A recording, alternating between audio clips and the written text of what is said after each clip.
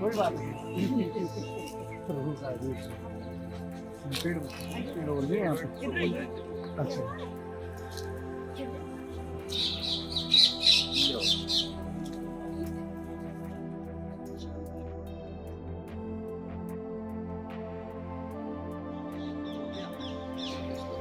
नीचे पकड़ना, वो नीचे से बहुत बढ़िया।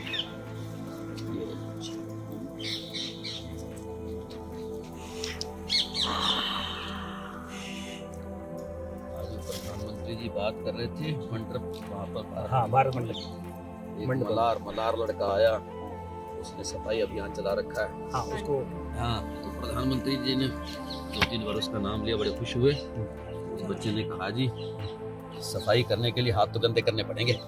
जी बिल्कुल सही बात है। ये सही बोला था पापा ने कि सफाई करने के लिए हाथ इसमें लग रहे थे, इसलिए मुझे याद आ गया। ले अभी जल लिया बाबू। क्या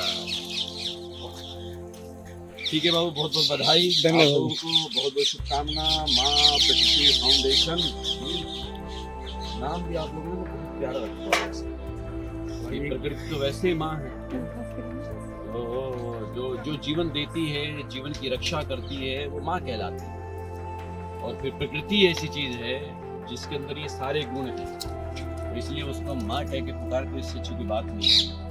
और वैसे भी कभी 44-45 साल पहले जब थोड़ा दर्शनों में प्रवेश किया तो पढ़ रहा था मैं 1978, 79, 80, तो उस समय सांख्य दर्शन को पढ़ा, कपिल ने लिखा, तो कई बार उसमें इसका प्रकृति का वर्णन भी आया कि प्रकृति और पुरुष की सृष्टि कैसे आगे बढ़ती है, यह सृष्टि कैसे बनी। तो उसमें लिखा है कि प्रकृति, और हालांकि 25 तत्वों का जिक्र किया, जिसमें पंच महाभूत हम लोग मुख्य रूप से जानते हैं कि पृथ्वी है, जल है, तेज है, वायु है, आकाश है।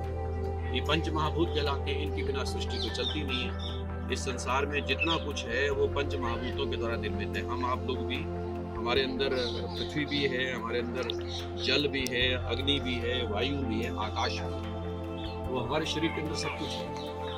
तो इसका अगर कभी किसी ने मतलब एक बड़े सीधे तरीके से इस चीज को समझना हो तो वो मेरे श्री गुरुदेव कहते थे कि कभी भी आप थोड़ी सी स्वाभाविक गति से तेज गति बनाएं, यानी दौड़ें। अब दौड़ने से क्या होगा कि सबसे पहले सांस चढ़ेगा, सांस चढ़ेगा यानी अंदर आकाश खाली जगह है और वहां पर हवा पैदा हुई है, सांस चढ़ा है। तो आकाश जहाँ होता है, जहाँ खाली जगह को आकाश बोलते हैं, और वहीं पर ऑक्सीजन है, वहीं पर हवा है, सब कुछ। तो खाली जगह है पेट में, वहाँ हवा पैदा हुई, फिर हवा हुई तो फिर थोड़ी देर जब तेज भागते हैं तो पसीना आता है, गर्मी पैदा होती है, अग्नि पैदा हुई। अब अग्नि के बाद फिर पसीना आया, जल पैदा हुआ, और थोड़ी देर के बाद सुखा लो उस जल को, फिर ऐसे ऐसे मसलों तो मिट्टी जी हमारे शरीर में से निकल आती है। तो इसलिए वो बड़ा क्रम से सिद्ध होता है। आकाश अद्वायुर नग्ने नग्ने राप है अद्भे पृथ्वी चोत्पद्यते, यानी किस चीज का जन्म किस चीज से हुआ। आकाश से वायु पैदा होती है, वायु से अग्नि पैदा होती है, अग्नि से जल पैदा होता है, जल से पृथ्वी पैदा होती है। सिर्फ हमारे दौड़ने से ही इनका क्रम भी सारा उसी तरह से है। पहले आकाश है, फिर हवा पैदा हुई, हवा में फिर गर्मी आई, गर्मी आई, आग पैदा हुई, उसी से पसीना आया, पानी पैदा हुआ, उसी से फिर मिट्टी यानी अग्नि पृथ्वी पैदा होगी। खैर वो ज्यादा जिक्र नहीं करना चाह रहा था मैं तो एक तरह पंच महाभूत है जिनसे हम लोग सब बने हुए हैं, और फिर उसमें साथ है ये प्रकृति नेचर, जिसको सब हमें दिखाई दे रही है कि बिना प्रकृति के जीवन आगे बढ़ ही नहीं सकता है। तो हमारे शास्त्रकारों ने लिखा है कि प्रकृति और पुरुष, ये प्रकृति और पुरुष नाम वहां पर ईश्वर का है कि ईश्वर और प्रकृति दोनों ने मिलकर के संसार को बनाया। जो आज पूरी सृष्टि नजर आ रही है ये प्रकृति और पुरुष की देन है, यानी ये प्रकृति हमारे सामने नेचर और इसको बनाने वाला ईश्वर, मायापति को वही कहलाते हैं। तो आपने वही प्रकृति फाउंडेशन, माँ प्रकृति फाउंडेशन नाम रखा हुआ है। और आज पीपल का अगर पौधा लगाया है तो पीपल को अश्वत्थ बोलते हैं, ये भगवान का तीसरा रूप कहलाता है। गीता में भी इसका जिक्र है, अन्य ग्रंथों में भी है। और पीपल एक ऐसा वृक्ष है जो 24 घंटे ऑक्सीजन देता है। यानी कार्बन डाइऑक्साइड, जो बाकी पेड़ जो हैं वो रात में कार्बन डाइऑक्साइड छोड़ते हैं। आप सब लोग पढ़े लिखे हो, सब जानते हो। दिन में CO2 O2 CO2 उसी का तो खेल है सारा। दिन में ऑक्सीजन है, रात में कार्बन डाइऑक्साइड। लेकिन एक पीपल ऐसा है कि दिन में भी ऑक्सीजन और रात में भी ऑक्सीजन है, और बहुत गुणकारी लाभकारी ये है।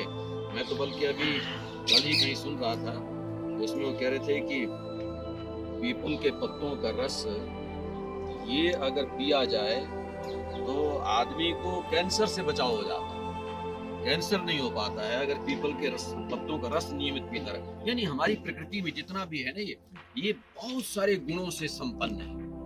बहुत सारी चीजों की खोज हो गई है, अभी भी खोज करना मुझे लगता है बाकी है। प्रकृति की हर चीज जो है कहीं ना कहीं हितकारी, गुणकारी, लाभकारी है।